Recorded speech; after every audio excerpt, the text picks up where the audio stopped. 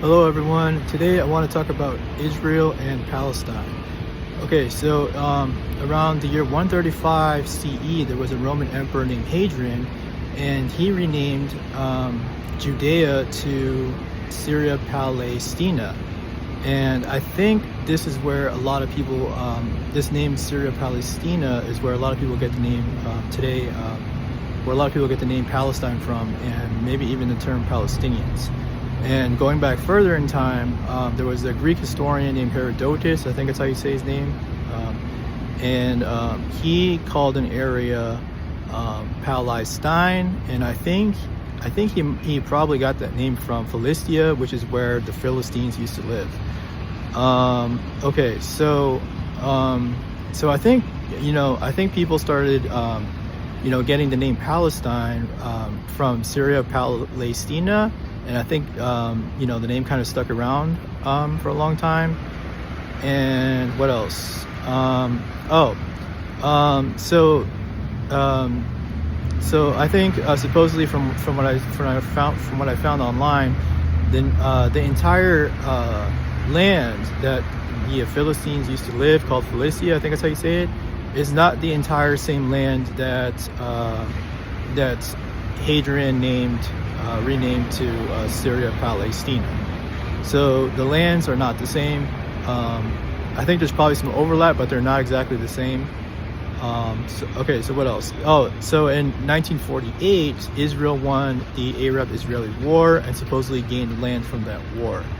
So the name Judea, that the area that Hadrian renamed, to me, I think that's that name Judea is actually evidence that there was Jews before 135 CE, and that they did have land, because Judea is associated with the name Judah, and Judah is associated with the name or with the kingdom of Judah, and that is a land that Israel owned back in the time of King David.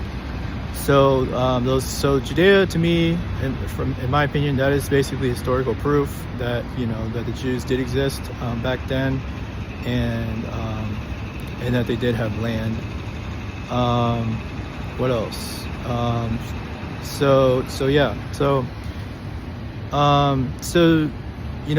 number of people that call themselves Palestinians today are Arabs, and the Philistines were not Arabs. So my question is do these people do they think that there are direct descendants from the Philistines? And even if they were, the land that the Philistines lived in is not the same land as Syria Palestina.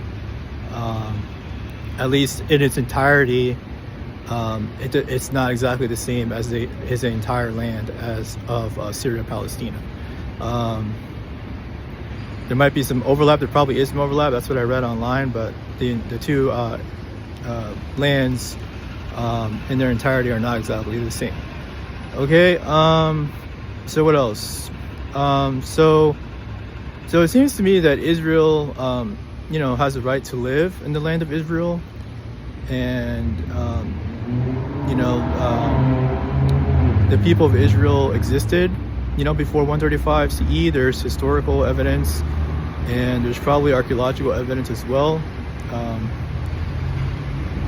What else?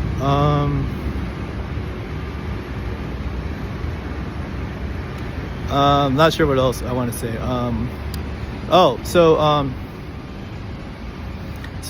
God gave Israel the land of Israel. In the Bible, there are a number of verses that basically have very specific boundaries for the land of Israel, and and for there's for a number of verses in the Bible, there's there's either archaeological evidence or what else? or yeah, there's evidence out there basically for that prove that a lot of the verses in the Bible are authentic. I think that's the word I want to say. You're welcome to look at evidence, and feel free to fact check me if you like. Leave a comment below. Let me know. Let me know what you think. What else?